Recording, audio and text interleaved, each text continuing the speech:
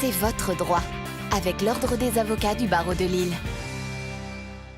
C'est votre droit sur Grand Lille TV, en partenariat avec l'Ordre des avocats du barreau de Lille. Nous accueillons aujourd'hui François Wilinski. Bonjour. Bonjour monsieur.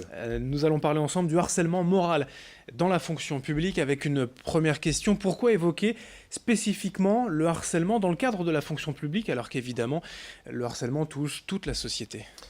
Vous avez raison, ce thème est transversal et concerne divers domaines de la société, notamment l'éducation, les associations sportives plus particulièrement, mais également les réseaux sociaux.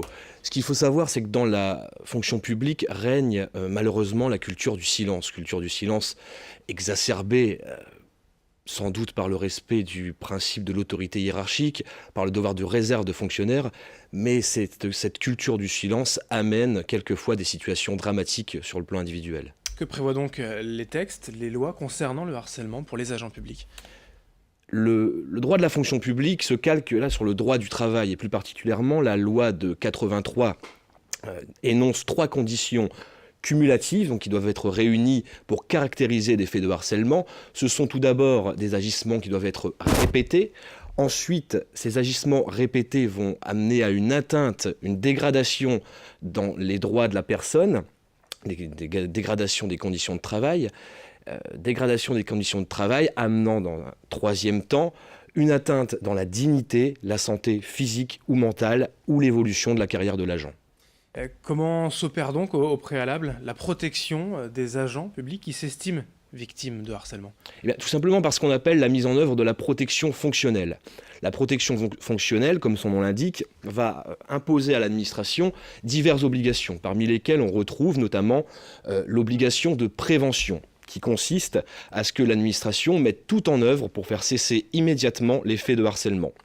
Ensuite, on a une obligation d'assistance, notamment sur le plan juridique, devant les juridictions pénales.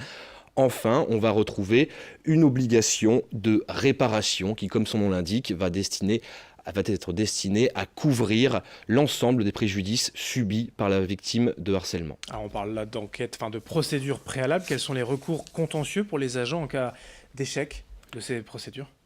Comme je viens de vous l'évoquer, l'administration est débitrice de l'obligation de tout mettre en œuvre pour faire cesser le fait de harcèlement. Donc on va considérer que quand elle est en carence, quand justement la mise en œuvre de la protection fonctionnelle n'a pas abouti, 2 solutions sont possibles devant les juridictions administratives.